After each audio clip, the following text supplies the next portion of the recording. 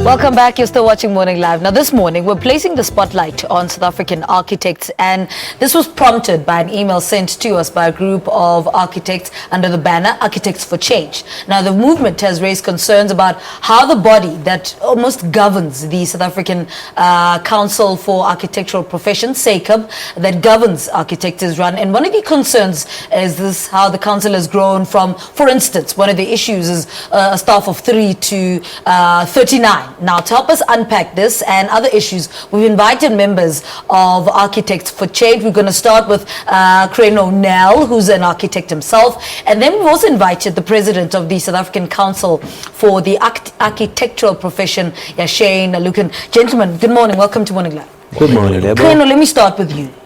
Architects for Change. Who are these architects? What prompted this group to form this organization? The issues that architects have in general with the South African Council for the Architectural Profession has been simmering, brewing for a period of time. It's stretched over a few years already. And in dealing with the issues, the normal channels are not necessarily dealing with it in the most effective way. And at grassroots level, a groundswell movement has started amongst the members of the architectural profession to address very effectively and quickly the issues that we have with the council. And I want you to be specific. What are those issues? Because we're going to bring Shine into this conversation, but let's get into the specifics. Okay. What are you concerned about? Architects for Change has a list of about 20 specific complaints, and I'm not sure that we can cover all of them But let's today. get the most important ones. The most important ones for us is that we have a regulating body called SACP, and they regulate all the professions under architects, senior technologists and draftsmen.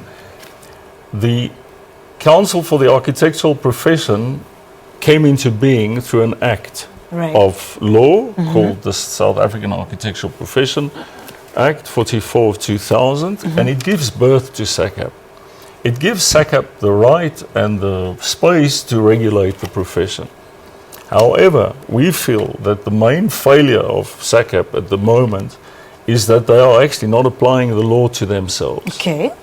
So we have seemingly a body that has a very, very wide interpretation of the law, but that they still apply it to the people that they regulate.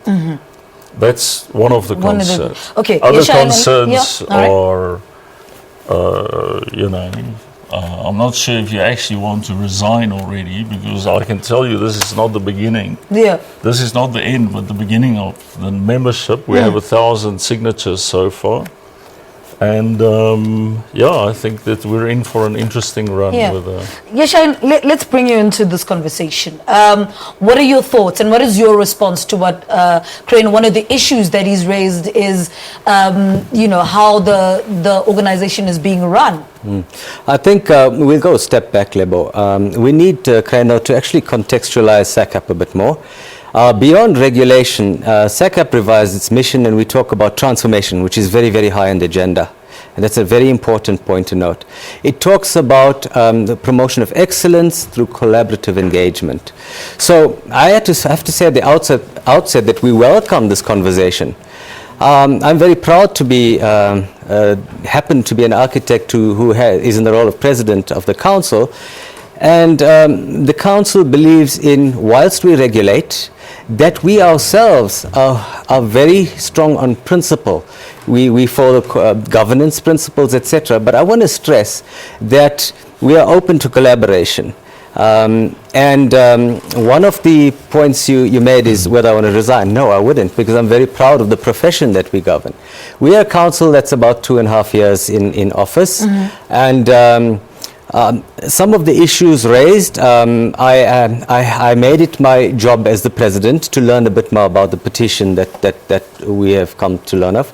We welcome the petition in that we want to know what the concerns are and have a right to respond in an adequate way. One of the questions you raised was that the council now has increased from 3 to 39. That's happened over many periods. From the year 2000, when the Architectural Professions Act came about, to now, If you look at the mandates, there are 13 mandates that we have, and you need capacity for that. But then do you need so many people to supervise architects? It's not about supervising What is architects. it about? What do you need so many people? Right. Remember, within the 13 mandates, there are regulatory mandates, there are disciplinary mandates, there are the profession, things like the identification of work frameworks, the transformation agendas, accreditation, and in fact, SACAP at this point is understaffed. So the perception out there that it has, increased from 3 to 39 Krano is actually not.